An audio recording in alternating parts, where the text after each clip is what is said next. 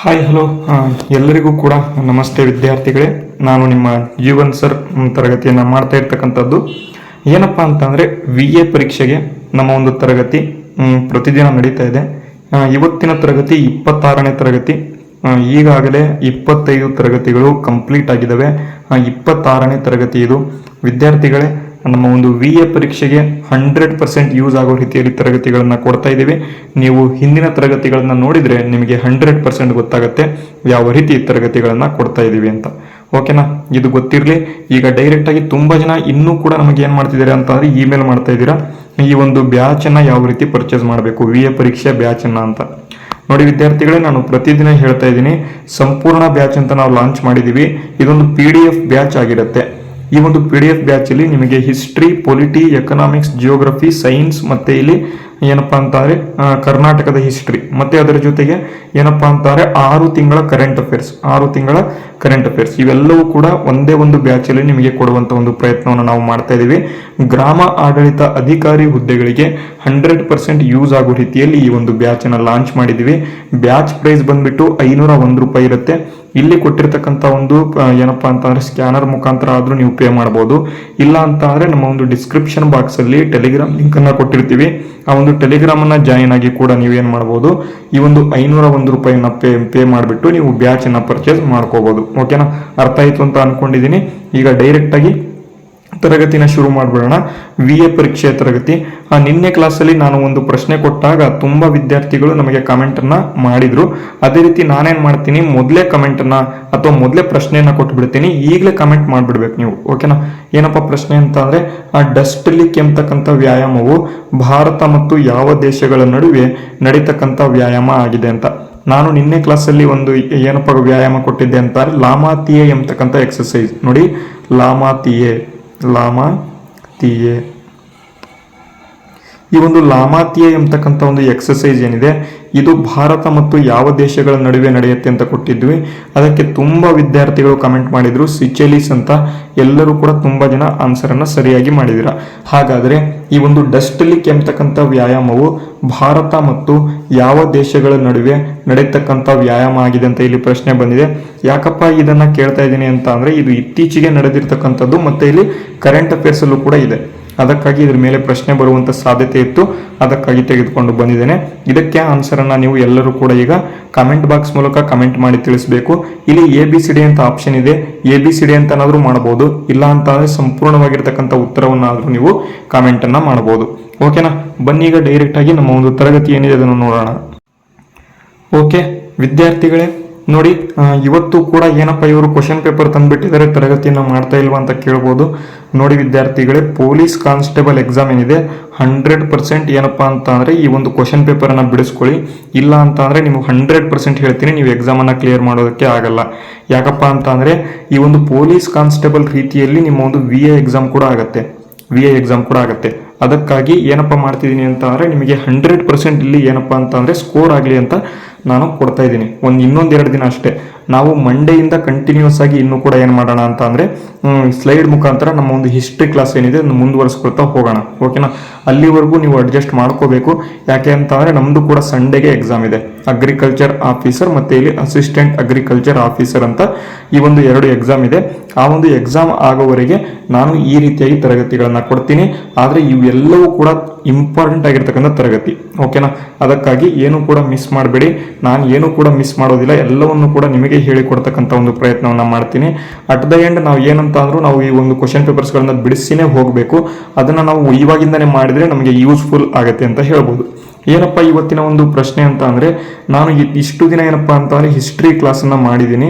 History question ಪೇಪರನ್ನು ಕೂಡ ಅಂದರೆ police constable ಬಂದಿರತಕ್ಕಂಥ ಒಂದು ಕರ್ನಾಟಕದ ಇತಿಹಾಸ ಮತ್ತು ಭಾರತದ ಇತಿಹಾಸಕ್ಕೆ ಸಂಬಂಧಪಟ್ಟಂತೆ ಪ್ರಶ್ನೆಗಳನ್ನು ಡಿಸ್ಕಸ್ ಮಾಡಿದ್ದೀನಿ.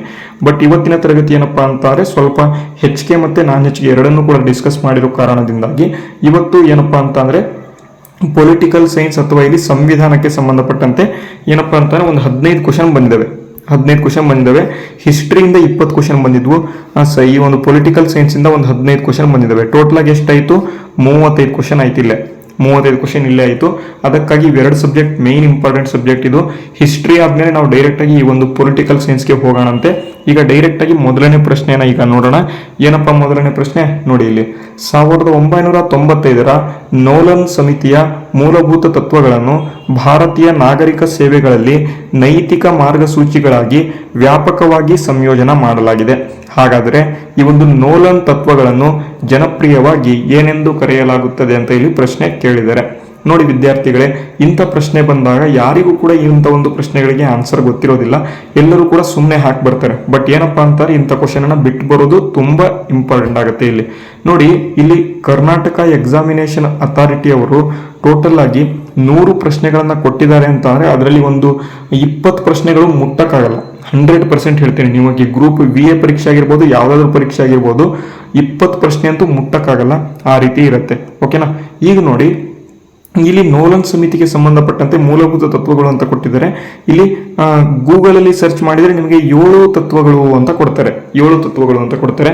ಬಟ್ ಇಲ್ಲಿ ಏನಪ್ಪಾ ಅಂತಾರೆ, ಕರ್ನಾಟಕ ಎಕ್ಸಾಮಿನೇಷನ್ ಅಥಾರಿಟಿ ಅವರು ಇಲ್ಲಿ ಕೀ ಆನ್ಸರ್ ಅಲ್ಲಿ 8 ಮೂಲ ತತ್ವಗಳು ಅಂತ ಕೊಟ್ಟಿದ್ದಾರೆ. ಓಕೆನಾ, 8 ಮೂಲ ತತ್ವಗಳು ಅಂತ ಕೊಟ್ಟಿದ್ದಾರೆ. ಬಟ್ ಗೂಗಲ್ ಅಲ್ಲಿ ಎಲ್ಲಾ ಕಡೆ ಸರ್ಚ್ ಮಾಡಿದ್ರೆ ಇಲ್ಲಿ 7 ತತ್ವಗಳು ಅಂತ ಬರ್ತಾ ಇದಾವೆ. ಅದ್ರ ಬಗ್ಗೆ ನೋಡೋಣ. ಓಕೆನಾ, ಇದು ಗೊತ್ತಿರಲಿ. ಈಗ 8 ಮೂಲ ತತ್ವಗಳು ಅಂತ ಇದೆ. ಬಟ್ ಇದು ಇನ್ನೂ ಕೂಡ ಫೈನಲ್ ಕೀ ಆನ್ಸರ್ ಅಲ್ಲ. ಫೈನಲ್ ಕೀ ಆನ್ಸರ್ ಅಲ್ಲಿ ಇನ್ನೊಂದ್ಸಲಿ ನೋಡೋಣ ಅಂತೆ. ಓಕೆನಾ, ಬಟ್ 7 ತತ್ವಗಳು ಗೂಗಲ್ ಅಲ್ಲಿ ತೋರಿಸ್ತಾ ಇದೆ. ಇದು ಗೊತ್ತಿರಲಿ. ಈಗ ಬನ್ನಿ, ಮುಂದಿನ ಪ್ರಶ್ನೆ ಏನಿದೆ, ಇಲ್ಲೇನಿದೆ ನೋಡಿ. ಜಾತ್ಯತೀತ ಪ್ರಜಾಪ್ರಭುತ್ವ ರಾಷ್ಟ್ರದ ಸದಸ್ಯರಾಗಿ, ವಿದ್ಯಾರ್ಥಿಗಳೇ 1 ನಿಮಿಷ. ಓಕೆ ವಿದ್ಯಾರ್ಥಿಗಳೇ, ಮುಂದಿನ ಪ್ರಶ್ನೆ ಇದೆ ನೋಡಿ. ಜಾತ್ಯತೀತ ಪ್ರಜಾಪ್ರಭುತ್ವ ರಾಷ್ಟ್ರದ ಸದಸ್ಯರಾಗಿ ಪೊಲೀಸರು ಈ ಕೆಳಗಿನ ಯಾವ ಅಂಶಗಳಿಂದ ಮೇಲೇರಲು ನಿರಂತರವಾಗಿ ಶ್ರಮಿಸಬೇಕು ಅಂತ ಕೊಟ್ಟಿದ್ದಾರೆ. ನೋಡಿ, ಇದು ನೈತಿಕ ಸಾಹಿತ್ಯಕ್ಕೆ ಸಂಬಂಧಪಟ್ಟಂತೆ ಪ್ರಶ್ನೆ. ಇದು ಪೊಲಿಟಿಕಲ್ ಸೈನ್ಸ್ ಅಲ್ಲಿ ನೀವು ಏನು ಓದಿದ್ರು ಕೂಡ ಬರಲ್ಲ. ಬಟ್ ಇದು ಗೊತ್ತಿರಬೇಕು. ಪೊಲಿಟಿಕಲ್ ಸೈನ್ಸ್ ಅಲ್ಲಿ ಇದು ಕ್ವಶನ್ ಆಡ್ ಆಗತ್ತೆ. ಸಾರ್ವತ್ರಿಕ ಭ್ರಾತೃತ್ವ, ಸಾಮರಸ್ಯ, ವೈಯಕ್ತಿಕ ಪೂರ್ವಗ್ರಹಗಳು ಮತ್ತೆ ಇಲ್ಲಿ ಉನ್ನತ ಮಟ್ಟದ ಶಿಸ್ತು ಅಂತ ಕೊಟ್ಟಿದ್ದಾರೆ. ನೋಡಿ ವಿದ್ಯಾರ್ಥಿಗಳೇ, ಏನಪ್ಪಾ ಅಂತಾರೆ, ಜಾತ್ಯತೀತ ಪ್ರಜಾಪ್ರಭುತ್ವ ರಾಷ್ಟ್ರದ ಸದಸ್ಯರಾಗಿ ಪೊಲೀಸರು ಯಾವ ಅಂಶದಿಂದ ಮೇಲೇರಲು ನಿರಂತರವಾಗಿ ಶ್ರಮಿಸಬೇಕು ಅಂತ ಅಂದ್ರೆ ವೈಯಕ್ತಿಕ ಪೂರ್ವಗ್ರಹಗಳು, ಅಂದ್ರೆ ಅವರ ತಮ್ಮ ಒಂದು ವೈಯಕ್ತಿಕ ಕೆಲಸಗಳನ್ನ ಬಿಟ್ಟು ಅವರು ಬೇರೆಯವರ ಒಂದು ಹಿತಕ್ಕಾಗಿ ಕೆಲಸವನ್ನ ಮಾಡಬೇಕು ಅಂತ ಇದನ್ನ ಕೊಟ್ಟಿದ್ದಾರೆ. ಇಲ್ಲಿ ಸರಿಯಾದ ಉತ್ತರ ಆಪ್ಷನ್ 2. ಅದೇ ರೀತಿ ಬನ್ನಿ, ಮುಂದಿನ ಪ್ರಶ್ನೆ ಏನಿದೆ ಇಲ್ಲಿ. ಕೆಳಗಿನ ಸ್ಥಳದಲ್ಲಿ ನೈತಿಕ ನಡವಳಿಕೆಯು ಇವುಗಳನ್ನು ಉತ್ತೇಜನ ಮಾಡುತ್ತದೆ ಅಂತ ಕೊಟ್ಟಿದ್ದಾರೆ. ತಿರುಚುವಿಕೆ, ಸಹೋದ್ಯೋಗಿಗಳ ಮಧ್ಯೆ ಅನುಮಾನ, ರಹಸ್ಯ ಮತ್ತು ಸ್ಪರ್ಧೆ, ನಂಬಿಕೆ ಮತ್ತು ಸಹಕಾರ, ಸಮಗ್ರತೆ ಅಂತ ಇದೆ. ಇಲ್ಲಿ ಈಸಿಯಾಗಿ ಆನ್ಸರ್ ಮಾಡಬಹುದು. ಏನಪ್ಪಾ ಅಂತಂದ್ರೆ, ಯಾವುದಾದ್ರೂ ಒಂದು ಗೌರ್ನಮೆಂಟ್ ಆಫೀಸ್ ಇದೆ ಅಂತ ಅಂದಾಗ ಇಲ್ಲಿ ಇನ್ನೊಬ್ಬರ ಮೇಲೆ ಏನಾದರೂ ನೀವು ತಿರುಚುವಿಕೆಯನ್ನ ಮಾಡಿದ್ರೆ ನಿಮಗೇನಂತಾರೆ, ನೀವು ಕೆಟ್ಟವರು ಅಂತ ಕರೀತಾರೆ. ಹಾಗಾಗಿ ಇದು ಅಲ್ಲ. ಸಹೋದ್ಯೋಗಿಗಳ ಮಧ್ಯೆ ಅನುಮಾನ ಎಲ್ಲೂ ಕೂಡ ಇರಬಾರದು, ಅಂದ್ರೆ ಸಹೋದ್ಯೋಗಿಗಳಲ್ಲಿ. ಇದು ಕೂಡ ಅಲ್ಲ. ರಹಸ್ಯ ಮತ್ತು ಸ್ಪರ್ಧೆ, ರಹಸ್ಯ ಅಂದ್ರೆ ಏನು, ಒಬ್ಬರ ಜೊತೆ ಇನ್ನೊಬ್ಬರ ಬಗ್ಗೆ ಇನ್ನೊಬ್ಬರ ಹತ್ರ ಮಾತಾಡೋದು, ಇದೆಲ್ಲ ಇರಬಾರದು. ಹಾಗಾಗಿ ಇದು ಕೂಡ ಅಲ್ಲ. ನಂಬಿಕೆ ಮತ್ತು ಸಹಕಾರ ಇರಬೇಕು. ನೆಕ್ಸ್ಟ್ ಸಮಗ್ರತೆ ಇರಬೇಕು. ಹಾಗಾಗಿ ಡಿ ಮತ್ತೆ ಇ ಇರ್ತಕ್ಕಂಥ ಆಪ್ಷನ್ ಯಾವುದಿದೆ ನೋಡಿ. ಇಲ್ಲಂತೂ ಇಲ್ಲ, ಇಲ್ಲೂ ಕೂಡ ಇಲ್ಲ, ಇಲ್ಲೂ ಕೂಡ ಇಲ್ಲ, ಇಲ್ಲಿದೆ ನೋಡಿ. ಹಾಗಾಗಿ ಆಪ್ಷನ್ 3 ಸರಿಯಾದ ಉತ್ತರ ಆಗಿದೆ. ಅದೇ ರೀತಿ ಬನ್ನಿ, ಶಾಸನ ರಚನೆಗೆ ಸಂಬಂಧ ಹೊಂದಿದಂತೆ ಕೆಳಗಿನ ಹೇಳಿಕೆಗಳಲ್ಲಿ ಯಾವುದು ಸರಿ ಆಗಿವೆ. ಶಾಸನ ರಚನೆ ಅಂತ ಬಂದಾಗ, ಲೆಜಿಸ್ಲೇಷನ್ ಅಂತ ಬಂದಾಗ, ಸಂಸತ್ತಿನಲ್ಲಿ ಎಲ್ಲಾ ವಿಷಯಗಳನ್ನು ಬಹುಮತದ ಆಧಾರದ ಮೇಲೆ ತೀರ್ಮಾನಿಸಬೇಕೆಂದು 100ನೇ ಅಂದ್ರೆ 100ನೇ ವಿಧಿ 1ನೇ ಕಾಲಂನ ವಿಧಿಯಲ್ಲಿ ತಿಳಿಸುತ್ತದೆ ಅಂತ ಕೊಟ್ಟಿದ್ದಾರೆ. ನೆಕ್ಸ್ಟ್ 107ನೇ ವಿಧಿಯ ಅನ್ವಯ ಹಣಕಾಸಿನ ಮಸೂದೆಯನ್ನು ಸಂಸತ್ತಿನ 2 ಸದನಗಳಲ್ಲಿ ಮಂಡಿಸಬಹುದು ಅಂತ ಕೊಟ್ಟಿದ್ದಾರೆ. ವಿದ್ಯಾರ್ಥಿಗಳೇ, ಇದರ ಬಗ್ಗೆ ನಾನು ಹೆಚ್ಚಿನದಾಗಿ ತುಂಬಾ ಆಲ್ರೆಡಿ ಹೇಳಿಬಿಟ್ಟಿದ್ದೀನಿ. ಈ ಒಂದು ಹಣಕಾಸಿನ ಮಸೂದೆ ಅಂತ ಬಂದಾಗ ಇದು ಬರೀ ಲೋಕಸಭೆಯಲ್ಲಿ ಮಾತ್ರ ಮಂಡಿಸಬಹುದು. ಹಾಗಾಗಿ ಇಲ್ಲಿ ಬಿ ಎಂಬತಕ್ಕಂಥ ಹೇಳಿಕೆ ತಪ್ಪಾಗತ್ತೆ. ಬಿ ಎಂಬತಕ್ಕಂಥ ಹೇಳಿಕೆ ತಪ್ಪಾದಾಗ ಯಾವ ಆಪ್ಷನ್ ಹೋಗುತ್ತೆ ನೋಡಿ. ಇಲ್ಲಂತೂ ಈ ಒಂದು ಬಿ ಇದೆ, ಇದು ಸರಿಯಾಗಿದೆ ಅಂತ ಕೊಟ್ಟಿದ್ದಾರೆ, ಇದಂತೂ ತಪ್ಪು. ಇನ್ನು ಎಲ್ಲೂ ಕೂಡ ಬಿ ಇಲ್ಲ. ನೆಕ್ಸ್ಟ್ ಮುಂದಿನ ಒಂದು ಪ್ರಶ್ನೆಗೆ ಹೋಗೋಣ, ಮುಂದಿನ ಹೇಳಿಕೆಗೆ ಹೋಗೋಣ ನೋಡಿ. ಸಂಸತ್ತಿನ ಅಧಿವೇಶನ ಮುಕ್ತಾಯಗೊಂಡರೂ ಅಥವಾ ಮುಂದೂಡಿದ್ದರೂ ಸಂಸತ್ತಿನಲ್ಲಿರುವ ಮಸೂದೆ ಜೀವಂತವಾಗಿರುತ್ತದೆ ಅಂತ ಕೊಟ್ಟಿದ್ದಾರೆ. ಅಂದ್ರೆ ಸಂಸತ್ತು ಈಗ ಏನಾಗುತ್ತೆ, ಅದು ಏನಪ್ಪಾ ಅಂತಾರೆ, ಅದು ಮುಕ್ತಾಯ ಬಂದ್ಬಿಡುತ್ತೆ ಅಥವಾ ಮುಂದೂಡ್ತಾರೆ ಸಂಸತ್ತನ್ನ ಅಥವಾ ಸಂಸತ್ತಿನಲ್ಲಿ ಇರ್ತಕ್ಕಂಥ ಒಂದು ಅಧಿವೇಶನವನ್ನ. ಆವಾಗ ಅಲ್ಲಿ ನಡೀತಾ ಇರ್ತಕ್ಕಂಥ ಬಿಲ್ ಏನಾಗತ್ತೆ ಅಂತ ಕೇಳ್ತಾರೆ. ಓಕೆನಾ. ಆವಾಗ ಇಲ್ಲೇನಾಗತ್ತೆ ಅಂತ ಅಂದ್ರೆ ಈ ಒಂದು ಬಿಲ್ ಏನಾಗತ್ತೆ ಇರುತ್ತೆ, ಇದು ಸರಿ ಇದೆ. ಓಕೆನಾ. ಸಂಸತ್ತಿನ ಅಧಿವೇಶನ ಏನಿದ್ರೆ ಅದನ್ನ ಮುಂದೂಡಿದ್ರು ಕೂಡ ಸಂಸತ್ತಿನ ಮಸೂದೆ ಜೀವಂತವಾಗಿರುತ್ತೆ ಅಂತ ಕೊಟ್ಟಿದ್ದಾರೆ. ಇದು ಕೂಡ ಸರಿ. ಅದೇ ರೀತಿ ಇದು ಕೂಡ ಸರಿ. ಅದೇ ರೀತಿ ಇಲ್ಲಿ 4ನೇ ಹೇಳಿಕೆ ನೋಡಿ, ಸಂಸತ್ತಿನ ಉಭಯ ಸದನಗಳ ಪರಿಶೀಲನೆಯ ನಂತರ ಮಸೂದೆ ಏನಿದೆ ಅದು ಕಾಯ್ದೆಯಾಗಿ ಜಾರಿಯಾಗುತ್ತದೆ ಅಂತ ಕೊಟ್ಟಿದ್ದಾರೆ. ವಿದ್ಯಾರ್ಥಿಗಳಿಗೆ ಇಲ್ಲಿ ನೋಡಿ, ಈ ಒಂದು ಸಂಸತ್ತಿನ ಉಭಯ ಸದನಗಳು ಅಂತ ಲೋಕಸಭೆ ಮತ್ತು ರಾಜ್ಯಸಭೆ. ಈ ಒಂದು ರಾಜ್ಯಸಭೆ ಲೋಕಸಭೆಯಲ್ಲಿ ಪಾಸ್ ಆಗಿರ್ತಕ್ಕಂಥ ಒಂದು ಏನು ಬಿಲ್ ಏನಿದೆ ಅಥವಾ ಏನು ಕಾಯ್ದೆ ಏನಿದೆ, ಕಾಯ್ದೆ ಅಲ್ಲ ಮಸೂದೆ ಏನಿದೆ, ಆ ಒಂದು ಮಸೂದೆ ಪ್ರೆಸಿಡೆಂಟ್ ಅಥವಾ ರಾಷ್ಟ್ರಪತಿಯ ಒಂದು ಸಹಿ ಹಾಕಿದ ನಂತರ ಅದು ಕಾಯ್ದೆ ಆಗತ್ತೆ. ಇಲ್ಲಿ ಆ ರೀತಿ ಕೊಟ್ಟಿಲ್ಲ. ಹಾಗಾಗಿ ಡಿ ಎಂಬತಕ್ಕಂಥದ್ದು ತಪ್ಪು. ಡಿ ಎಂಬತಕ್ಕಂಥದ್ದು ತಪ್ಪಾದರೆ ಇದು ಕೂಡ ಬರಲ್ಲ, ಇದು ಕೂಡ ಬರಲ್ಲ, ಇದು ಕೂಡ ಬರಲ್ಲ ಅಂತ ಮೊದಲೇ ಹೇಳ್ಬಿಟ್ಟಿದೀವಿ. ಓನ್ಲಿ 3ನೇದು ಆಪ್ಷನ್ ಎ ಮತ್ತು ಸಿ. ಅರ್ಥ ಆಯ್ತಾ? ಮುಂದಿನ ಪ್ರಶ್ನೆಗೆ ಹೋಗೋಣ. ನೋಡಿ, ಮುಂದಿನ ಪ್ರಶ್ನೆ ಏನಿದೆ, UPSCಯ ಸದಸ್ಯರನ್ನು ನೇಮಕಾತಿ ಮಾಡುವವರು ಯಾರು ಅಂತ ಕೊಟ್ಟಿದ್ದಾರೆ. ತುಂಬಾ ಈಸಿ ಪ್ರಶ್ನೆ. ಭಾರತದ ರಾಷ್ಟ್ರಪತಿಗಳು UPSCಯ ಒಂದು ಸದಸ್ಯರನ್ನ ನೇಮಕವನ್ನ ಮಾಡ್ತಾರೆ. ಅದೇ ರೀತಿ ಬನ್ನಿ, ಈ ಕೆಳಗಿನ ಯಾವುದನ್ನು ಸಂವಿಧಾನದ 7ನೇ ಅನುಸೂಚಿಯಲ್ಲಿ ಸೇರಿಸಲಾಗಿದೆ ಅಂತ ಕೊಟ್ಟಿದ್ದಾರೆ. ವಿದ್ಯಾರ್ಥಿಗಳೇ, ಟೋಟಲ್ ಆಗಿ 12 ಅನುಸೂಚಿಗಳು ಇದಾವೆ. ಇದರಲ್ಲಿ ಟೋಟಲ್ ಆಗಿ 8 ಅನುಸೂಚಿಗಳು ಏನಿದಾವೆ ಇದು ಭಾರತದ ಮೂಲ ಸಂವಿಧಾನದಲ್ಲಿ ಬಂದಿರತಕ್ಕಂಥ ಅನುಸೂಚಿಗಳು. ಇಲ್ಲಿ 9ನೇ ಅನುಸೂಚಿ, 10ನೇ ಅನುಸೂಚಿ, 11ನೇ ಅನುಸೂಚಿ, 12ನೇ ಅನುಸೂಚಿ ಇತ್ತೀಚೆಗೆ ಬಂದಿರತಕ್ಕಂಥ ಅನುಸೂಚಿಗಳು. 9ನೇ ಅನುಸೂಚಿ ಏನಿದೆ ಇದು ಜಮೀನ್ದಾರಿಕೆ ಹಕ್ಕನ್ನು ತೆಗೆಯುತ್ತೆ. ಈ ಒಂದು ಜಮೀನ್ದಾರಿಕೆ ಹಕ್ಕನ್ನು ತೆಗೆತಕ್ಕಂಥ ಒಂದು ಅನುಸೂಚಿಯನ್ನ 1ನೇ ಅನುಸೂಚಿ 1951ರಲ್ಲಿ ಜಾರಿಗೆಯನ್ನು ತರಲಾಯಿತು. ಅದೇ ರೀತಿಯಲ್ಲಿ 10ನೇ ಅನುಸೂಚಿ 9ನೇದು ಆಯ್ತಲ್ವಾ. ನೆಕ್ಸ್ಟ್ 10, 11, 12. ನೆಕ್ಸ್ಟ್ 10ನೇ ಅನುಸೂಚಿ ಏನಪ್ಪಾ ಅಂತಾರೆ, ಪಕ್ಷಾಂತರ ನಿಷೇಧ ಕಾಯ್ದೆಯನ್ನ ಯಾವುದಪ್ಪ ಅಂತಾರೆ 52ನೇ ತಿದ್ದುಪಡಿ ಏನು ಸಂವಿಧಾನದ ತಿದ್ದುಪಡಿ ಮಾಡಿ ಇಲ್ಲಿ 1985ರಲ್ಲಿ ಜಾರಿಗೆಯನ್ನು ತರ್ತಾರೆ. ನೆಕ್ಸ್ಟ್ 11ನೇ ಅನುಸೂಚಿ ಅಂತ ಬಂದಾಗ ಪಂಚಾಯಿತಿಗಳಿಗೆ ಸಂಬಂಧಪಟ್ಟಂತ ಅನುಸೂಚಿಯಾಗಿದೆ. 73ನೇ ತಿದ್ದುಪಡಿಯ ಮುಖಾಂತರ ತೆಗೆದುಕೊಂಡು ಬರ್ತಾರೆ. ನೆಕ್ಸ್ಟ್ 72ನೇ ತಿದ್ದುಪಡಿ. ನೆಕ್ಸ್ಟ್ 73ನೇ ತಿದ್ದುಪಡಿ ಯಾವುದಪ್ಪ ಅಂತಾರೆ ಮುನ್ಸಿಪಾಲಿಟಿಯನ್ನ 12ನೇ ಅನುಸೂಚಿಯಲ್ಲಿ ತೆಗೆದುಕೊಂಡು ಬರ್ತಾರೆ. ಹಾಗಾಗಿ ಅದು ಕೂಡ ಗೊತ್ತಿರಬೇಕು. 1993ರಲ್ಲಿ ಆ 72 ಮತ್ತೆ 73ನೇ ಈ ಒಂದು ಸಂವಿಧಾನದ ತಿದ್ದುಪಡಿಗಳನ್ನು ತೆಗೆದುಕೊಂಡು ಬಂದು ಪಂಚಾಯಿತಿ ಮತ್ತು ಮುನ್ಸಿಪಾಲಿಟಿಗಳನ್ನ ತೆಗೆದುಕೊಂಡು ಬರ್ತಾರೆ. ಪಂಚಾಯಿತಿಗಾಗಿ 11ನೇ ಅನುಸೂಚಿ, ಮುನ್ಸಿಪಾಲಿಟಿಗಳಿಗಾಗಿ 12ನೇ ಅನುಸೂಚಿಯನ್ನ ಜಾರಿಗೆಯನ್ನು ತರ್ತಾರೆ. ಅದು ಗೊತ್ತಿರಬೇಕು. ಈಗ ನೋಡಿ, ಈ ಕೆಳಗಿನ ಯಾವುದನ್ನು ಸಂವಿಧಾನದ 7ನೇ ಅನುಸೂಚಿಯಲ್ಲಿ ಸೇರಿಸಲಾಗಿದೆ ಅಂತ ಕೊಟ್ಟಿದ್ದಾರೆ. ಅಧಿಕೃತ ಭಾಷೆಗಳು 8ನೇ ಅನುಸೂಚಿಯಲ್ಲಿ ಕಂಡು ಬರ್ತವೆ. ಹಾಗಾಗಿ ಈ ಒಂದು ಡಿ ಎಂಬತಕ್ಕಂಥದ್ದು ತಪ್ಪಾಗತ್ತೆ. ಇಲ್ಲಿ 7ನೇ ಅನುಸೂಚಿಯಲ್ಲಿ ಕೇಂದ್ರ ಪಟ್ಟಿ ಇರುತ್ತೆ, ರಾಜ್ಯ ಪಟ್ಟಿ ಇರುತ್ತೆ, ಸಮವರ್ತಿ ಪಟ್ಟಿ ಇರುತ್ತೆ. ಹಾಗಾಗಿ ಎ, ಬಿ ಮತ್ತೆ ಸಿ ಯಾವ ಆಪ್ಷನ್ನು? ಆಪ್ಷನ್ 3 ಸರಿಯಾದ ಉತ್ತರ ಆಗಿದೆ. ನಾನು ಪೊಲಿಟಿಕಲ್ ಸೈನ್ಸ್ ಅಥವಾ ಸಂವಿಧಾನವನ್ನು ಹೇಳಬೇಕಾದ್ರೆ ಎಲ್ಲವನ್ನು ಕೂಡ ಡೀಟೇಲ್ ಆಗಿ ಹೇಳ್ಕೊಡ್ತೀನಿ, ಆವಾಗ ನೋಡೋಣಂತೆ. ಈಗ ನೆಕ್ಸ್ಟ್ ಹೋಗೋಣ. ಸಂಸದೀಯ ಸರ್ಕಾರ ಪದ್ಧತಿಯಲ್ಲಿ ಕಾರ್ಯಾಂಗವು ಯಾವುದಕ್ಕೆ ನೇರವಾಗಿ ಉತ್ತರದಾಯಿ ಆಗಿರುತ್ತದೆ ಅಂತ ಕೊಟ್ಟಿದ್ದಾರೆ. ಸಂಸದೀಯ ಸರ್ಕಾರ ಅಂತ ಅಂದ್ರೆ ಏನು, ಸಂಸತ್ತು ಅಂತ ಅಂದ್ರೆ ಏನು, ಲೋಕಸಭೆ, ರಾಜ್ಯಸಭೆ, ಲೆಜಿಸ್ಲೇಷನ್, ಎಕ್ಸಿಕ್ಯೂಟಿವ್ ಈ ರೀತಿಯಾಗಿ ಇರುತ್ತೆ. ಶಾಸಕಾಂಗ, ಕಾರ್ಯಾಂಗ, ನ್ಯಾಯಾಂಗ ಅಂತ. ಈ ಒಂದು ಇದರಲ್ಲಿ ಏನಪ್ಪಾ ಅಂತಾರೆ, ಕಾರ್ಯಾಂಗ ಏನಿದೆ ಯಾವುದಕ್ಕೆ ನೇರವಾಗಿ ಉತ್ತರದಾಯಿ ಆಗಿರ್ಬೇಕು ಅಂತ ಕೊಟ್ಟಿದ್ದಾರೆ. ಕಾರ್ಯಾಂಗ ಏನಿದೆ ಯಾವುದಕ್ಕಪ್ಪ ಉತ್ತರಾಧಿಕಾರಿ ಆಗಿರ್ಬೇಕು ಅಂತಾರೆ, ಅದು ಶಾಸಕಾಂಗಕ್ಕೆ ನೇರವಾಗಿ ಉತ್ತರದಾಯಿ ಆಗಿರಬೇಕು. ಅದೇ ರೀತಿ ನೋಡಿ, ಮುಂದಿನ ಪ್ರಶ್ನೆ ಇದು ಕೂಡ ತುಂಬಾ ಈಸಿ.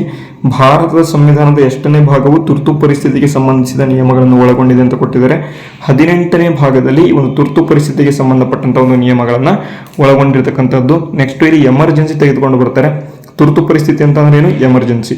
ಅದೇ ರೀತಿ ಸಂವಿಧಾನದ ತಿದ್ದುಪಡಿ ಅಂತ ಕರೀತಾರೆ, ಅದು 20ನೇ ಭಾಗದಲ್ಲಿ ಕಂಡುಬರುತ್ತೆ. ಓಕೆನಾ, ಇವೆರಡು ತುಂಬಾ ಇಂಪಾರ್ಟೆಂಟು, ಗೊತ್ತಿರಲಿ. ನೆಕ್ಸ್ಟ್ ಮುಂದಿನ ಪ್ರಶ್ನೆ, ಭಾರತದ ಸಂವಿಧಾನದ 356ನೇ ವಿಧಿಯ ಅಡಿಯಲ್ಲಿ ರಾಜ್ಯದಲ್ಲಿ ಜಾರಿಗೆ ತರಲಾಗುವ ರಾಷ್ಟ್ರಪತಿ ಆಡಳಿತಕ್ಕೆ ಸಂಬಂಧಪಟ್ಟಂತೆ ಕೆಳಗಿನ ಹೇಳಿಕೆಗಳಲ್ಲಿ ಯಾವುದು ಸರಿ ಇಲ್ಲ ಅಂತ ಕೊಟ್ಟಿದ್ದಾರೆ. ನೋಡಿ, ಸರಿ ಇಲ್ಲ ಅಂತ, ಓಕೆನಾ, ಗೊತ್ತಿರಬೇಕು. ಇದು ಮೂಲಭೂತ ಹಕ್ಕುಗಳ ಮೇಲೆ ಪರಿಣಾಮ ಬೀರುತ್ತದೆ ಅಂತ ಕೊಟ್ಟಿದ್ದಾರೆ. ಮೂಲಭೂತ ಹಕ್ಕುಗಳ ಮೇಲೆ ಪರಿಣಾಮ ಬೀರುತ್ತದೆ ಅಂತ ಕೊಟ್ಟಿದ್ದಾರೆ.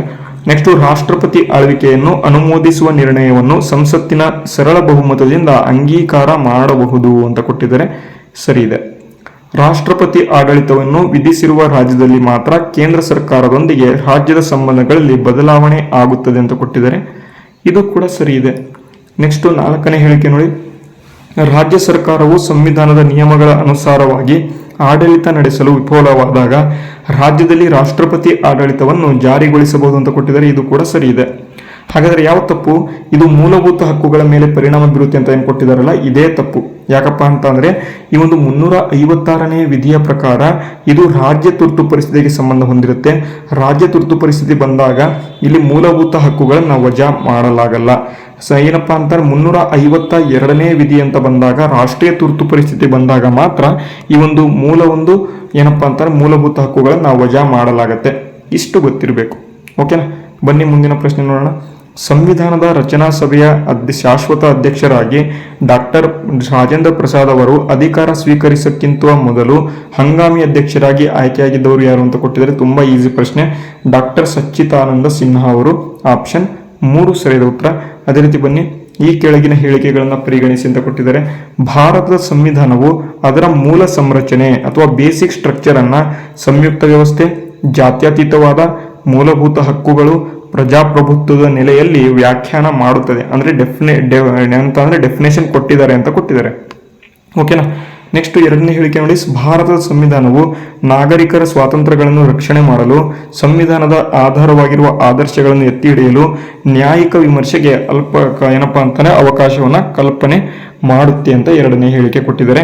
ಹಾಗಾದ್ರೆ ಯಾವುದಿದು ಸರಿಯಾದ ಉತ್ತರ? ಯಾವುದಿಲ್ಲಿ ಯಾವುದಪ್ಪ ಅಂತ ಅಂದ್ರೆ ಎರಡೂ ಕೂಡ ಇಲ್ಲಿ ಸರಿ. ಓಕೆನಾ? ಮೂಲ ಸಂರಚನೆಯನ್ನ ಸಂಯುಕ್ತ ವ್ಯವಸ್ಥೆ ಆಗಿರ್ಬೋದು, ಜಾತ್ಯತೀತವಾದ ಆಗಿರ್ಬೋದು, ಮೂಲಭೂತ ಹಕ್ಕುಗಳಾಗಿರ್ಬೋದು, ಪ್ರಜಾಪ್ರಭುತ್ವದ ಮೇಲೆ ನೆಲೆ ಆಗಿರ್ಬೋದು, ಎಲ್ಲವನ್ನು ಕೂಡ ಸರಿ ಮಾಡುತ್ತೆ. ಹಾಗಾಗಿ ಆಪ್ಷನ್ 2 ಸರಿಯಾದ ಉತ್ತರ ಆಗಿದೆ. ಅರ್ಥ ಆಯ್ತಾ?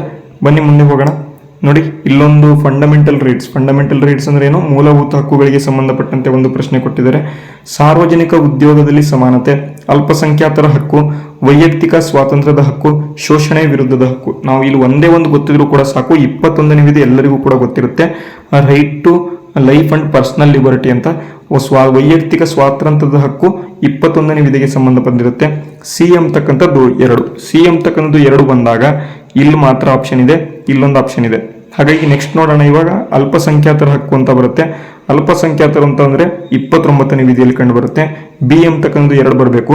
ಬಿ ಎಂತಕ್ಕಂಥದ್ದು ಎಲ್ಲಿದೆ? ಸಿ ಎಂತಕ್ಕಂಥದ್ದು 2, ಬಿ ಎಂತಕ್ಕಂಥದ್ದು ಎಲ್ಲಿ ಎಷ್ಟು? ಅಲ್ಪಸಂಖ್ಯಾತರ ಹಕ್ಕು. ಬಿ ಎಂತಕ್ಕಂಥದ್ದು 1 ಬರಬೇಕು. ಬಿ ವೈ ಎಂತಕ್ಕಂಥದ್ದು 1 ಇಲ್ಲಿ ಮಾತ್ರ ಇದೆ. ಹಾಗಾಗಿ ಆಪ್ಷನ್ ಬಿ ಇಸ್ ದ ಸರಿ ಉತ್ತರ. ಅಷ್ಟೇ, ಇದನ್ನು ಬಿಟ್ಟರೆ ಇನ್ನೇನು ಕೂಡ ಬರಲ್ಲ. ಓಕೆನಾ? ಮುಂದೆ ಹೋಗೋಣ. ಇವಾಗ ಬನ್ನಿ ಮುಂದೆ ಹೋಗೋಣ. ಓಕೆ, ಭಾರತದ ಒಕ್ಕೂಟದ ರಾಷ್ಟ್ರಪತಿಯನ್ನು ಚುನಾಯಿಸುವವರು ಅಂತ ಕೊಟ್ಟಿದ್ದಾರೆ. ಇದನ್ನು ನಾನು ಈಗಾಗಲೇ ನಮ್ಮ ಒಂದು ಟೆಲಿಗ್ರಾಮ್ ಗ್ರೂಪಲ್ಲಿ ಇದೇ ಪ್ರಶ್ನೆಯನ್ನು ಕೊಟ್ಟಿದ್ದೆ. ತುಂಬ ಜನ ಇದನ್ನು ನೋಡ್ಕೊಂಡಿದ್ದವರು ಸರಿಯಾಗಿ ಆನ್ಸರನ್ನು ಮಾಡಿದ್ದೀರಾ. ನೋಡಿ, ಭಾರತದ ಒಕ್ಕೂಟದ ರಾಷ್ಟ್ರಪತಿಯನ್ನು ಸಂಸತ್ತು, ರಾಜ್ಯ ವಿಧಾನಸಭೆಗಳು, ದೆಹಲಿ ಮತ್ತು ಪುದುಚೇರಿ ಕೇಂದ್ರಾಡಳಿತ ಪ್ರದೇಶಗಳ ವಿಧಾನಸಭೆಗಳ ಚುನಾಯಿತ ಸದಸ್ಯರು, ಗೊತ್ತಿರಲಿ ಚುನಾಯಿತ ಸದಸ್ಯರು. ಇಲ್ಲಿ ಜಮ್ಮು ಕಾಶ್ಮೀರ ಏನು ಇದೆ, ಜಮ್ಮು ಕಾಶ್ಮೀರದ ಒಂದು ವಿಧಾನಸಭೆ ಏನಿದೆ ಅವರು ಬರೋದಿಲ್ಲ, ಅದು ಗೊತ್ತಿರಲಿ. ಓಕೆನಾ? ಇವರು ಇಲ್ಲಿ ಸರಿಯಾದ ಉತ್ತರ ಆಪ್ಷನ್ 1. ಅದೇ ರೀತಿ ಬನ್ನಿ, ಕೆಳಗೆ ನೀಡಿರುವ ಕೇಂದ್ರಾಡಳಿತ ಪ್ರದೇಶಗಳಲ್ಲಿ ಯಾವುದು ರಾಜ್ಯಸಭೆಯನ್ನ ಪ್ರಾತಿನಿಧ್ಯವನ್ನು ಹೊಂದಿಲ್ಲ ಅಂತ ಕೊಟ್ಟಿದ್ದಾರೆ. ರಾಜ್ಯಸಭೆಯ ಪ್ರಾತಿನಿಧ್ಯ ಅಂತ ಅಂದ್ರೆ ಅಲ್ಲಿ ರಾಜ್ಯಸಭೆಗೆ ಯಾರು ಕೂಡ ಎಲೆಕ್ಟ್ ಆಗಲ್ಲ ಅಂತ. ನೋಡಿ, ದೆಹಲಿಯಿಂದ ಈ ಒಂದು ರಾಜ್ಯಸಭೆಗೆ ಎಲೆಕ್ಟ್ ಆಗ್ತಾರೆ. ಹಾಗಾಗಿ 1ನೇ ಹೇಳಿಕೆ ಅಂತೂ 100% ತಪ್ಪು. ದಾದ್ರಾ ನಾಗರ ಹವೇಲಿ, ದಾಮನ್ ದಿಯು, ದೆಹಲಿ ಅಂತ ಇಲ್ಲೂ ಕೊಟ್ಟಿದ್ದಾರೆ, ಇದು ಕೂಡ ತಪ್ಪಾಗ್ಬಿಡುತ್ತೆ. ನೆಕ್ಸ್ಟ್ ನೋಡಿ, ಪುದುಚೇರಿ, ಜಮ್ಮು ಕಾಶ್ಮೀರ, ಲಡಾಖ್ ಅಂತ ಇದೆ. ಇಲ್ಲಿ ಪುದುಚೇರಿ ಕೊಟ್ಟಿದ್ದಾರೆ, ಪುದುಚೇರಿಯಿಂದನೂ ಕೂಡ ಬರ್ತಾರೆ, ಹಾಗಾಗಿ ಅದು ಕೂಡ ತಪ್ಪು. ಇಲ್ಲಿ ಉಳಿದಿದ್ದು ಯಾವುದು? ಚಂಡೀಗಢ, ಲಕ್ಷದ್ವೀಪ, ಲಡಾಖ್, ಇದೇ ಸರಿ. ಈ ರೀತಿಯಾಗಿ ನೀವೇನು ಮಾಡಬೇಕಿತ್ತು? ಎಲಿಮಿನೇಷನ್ ಟೆಕ್ನಿಕ್ ಅನ್ನ ಯೂಸ್ ಮಾಡಿದ್ರೆ ಇಲ್ಲಿ ಆನ್ಸರ್ ಅನ್ನ ಮಾಡಬಹುದಿತ್ತು. ಓಕೆನಾ? ಅದೇ ರೀತಿ ಬನ್ನಿ, ಭಾರತ ಸರ್ಕಾರದ ಅತ್ಯುನ್ನತ ಕಾನೂನು ಸಲಹೆಗಾರರು ಯಾರು ಅಂತ ಕೊಟ್ಟಿದ್ದಾರೆ. ತುಂಬಾ ಈಸಿ. ಯಾರಪ್ಪ ಅಂತ ಅಂದ್ರೆ ಅಟಾರ್ನಿ ಜನರಲ್. 76ನೇ ವಿಧಿಯ ಮುಖಾಂತರ ಇವರನ್ನ ರಾಷ್ಟ್ರಪತಿಗಳು ನೇಮಕ ಮಾಡ್ತಾರೆ. ಅದೇ ರೀತಿ ರಾಜ್ಯಪಾಲರು ತಮ್ಮ ರಾಜೀನಾಮೆಯನ್ನು ಪತ್ರವನ್ನು ಯಾರಿಗೆ ನೀಡ್ತಾರೆ ಅಂತ ಕೊಟ್ಟಿದ್ದಾರೆ. ಯಾರಿಗೆ ನೀಡಬೇಕು? ರಾಷ್ಟ್ರಪತಿಯವರಿಗೆ ನೀಡಬೇಕು, ಅಷ್ಟೇ, ಮತ್ತೇನಿಲ್ಲ. ರಾಷ್ಟ್ರಪತಿಯವರು ಇವರನ್ನ ಏನ್ ಮಾಡ್ತಾರೆ? ನೇಮಕ ಮಾಡ್ತಾರೆ. ಇವರನ್ನ ನೇಮಕ ಮಾಡೋರಿಗೆ ಇವ್ರು ಹೋಗಿ ರಾಜೀನಾಮೆ ಪತ್ರವನ್ನು ನೀಡಬೇಕು, ಅಷ್ಟೇ. ಅದನ್ನು ಬಿಟ್ಟರೆ ಇನ್ನೇನಿಲ್ಲ. ನೆಕ್ಸ್ಟ್ ಕೊನೆಯ ಪ್ರಶ್ನೆ ನೋಡಿ, ಭಾರತ ಸಂವಿಧಾನದ 163ನೇ ವಿಧಿಯ ಅನ್ವಯ ಸಚಿವ ಸಂಪುಟವು ನೆರವು ಮತ್ತು ಸಲಹೆಯನ್ನ ಯಾರಿಗೆ ನೀಡಬಹುದು ಅಂತ ಕೊಟ್ಟಿದ್ದಾರೆ. ಯಾರಿಗೆ ನೀಡಬಹುದು ಅಂತ ಅಂದ್ರೆ ರಾಜ್ಯದ ರಾಜ್ಯಪಾಲರಿಗೆ ನೀಡ್ತಾರೆ. ತುಂಬಾ ಇಂಪಾರ್ಟೆಂಟು, ರಾಜ್ಯದ ರಾಜ್ಯಪಾಲರಿಗೆ ನೀಡ್ತಾರೆ. ಹಾಗಾಗಿ ಆಪ್ಷನ್ 1 ಇಲ್ಲಿ ಸರಿಯಾದ ಉತ್ತರ ಆಗಿರ್ತಕ್ಕಂಥದ್ದು. ಓಕೆನಾ, ಇದು ಇವತ್ತಿನ ಒಂದು ತರಗತಿಗಳು. ಓಕೆನಾ, ಇವತ್ತಿನ ತರಗತಿ ಎಲ್ಲರಿಗೂ ಕೂಡ ತುಂಬಾ ಅರ್ಥ ಆಗಿದೆ ಅಂತ ಅನ್ಕೊಂಡಿದ್ದೀನಿ. ಯಾರ್ಯಾರಿಗೆ ಇವತ್ತಿನ ತರಗತಿ ಅರ್ಥ ಆಯಿತು ಎಲ್ಲರೂ ಕೂಡ ವಿಡಿಯೋಗೆ ಒಂದು ಲೈಕ್ ಮಾಡಿ, ಶೇರ್ ಮಾಡಿ, ಸಬ್ಸ್ಕ್ರೈಬ್ ಯಾರು ಮಾಡಿಲ್ಲ ಸಬ್ಸ್ಕ್ರೈಬ್ ಮಾಡ್ಕೊಳ್ಳಿ. ಯಾರಿಗಾದ್ರೂ ಈ ಒಂದು ಬ್ಯಾಚ್ ಬೇಕಿತ್ತು ಅಂತ ಅಂದರೆ ಬ್ಯಾಚನ್ನು ಪರ್ಚೇಸ್ ಮಾಡಿಕೊಂಡು ನೀವು ಏನಪ್ಪ ಮಾಡ್ಬೋದು ಅಂತ ಅಂದರೆ ನಮ್ಮ ಒಂದು ತರಗತಿಗಳನ್ನು ನೋಡ್ಕೊಳ್ತಾ ಹೋಗ್ಬೋದು ಅಂತ ಹೇಳ್ತಾ, ಈ ಒಂದು ಪ್ರಶ್ನೆಗೆ ಎಲ್ಲರೂ ಕೂಡ ಆನ್ಸರನ್ನು ಯಾರ್ಯಾರು ಮಾಡಿಲ್ಲ ಇನ್ನೊಂದ್ಸಲಿ ತೋರಿಸ್ತೀನಿ, ಮಾಡ್ಕೊಳ್ಳಿ. ಡಸ್ಟ್ಲಿಕ್ ಎಂಬತಕ್ಕಂಥ ವ್ಯಾಯಾಮ ಯಾವ 2 ದೇಶಗಳ ನಡುವೆ ನಡೆಯುತ್ತೆ ಅಂತ ಎಲ್ಲರೂ ಕೂಡ ಕಮೆಂಟ್ ಬಾಕ್ಸ್ ಮೂಲಕ ಕಮೆಂಟ್ ಮಾಡಿ ಅಂತ ಹೇಳ್ತಾ ಇವತ್ತಿನ ತರಗತಿಯನ್ನು ಮುಗಿಸ್ತೇನೆ. ಜೈ ಹಿಂದ್, ವಂದೇ ಮಾತರಂ.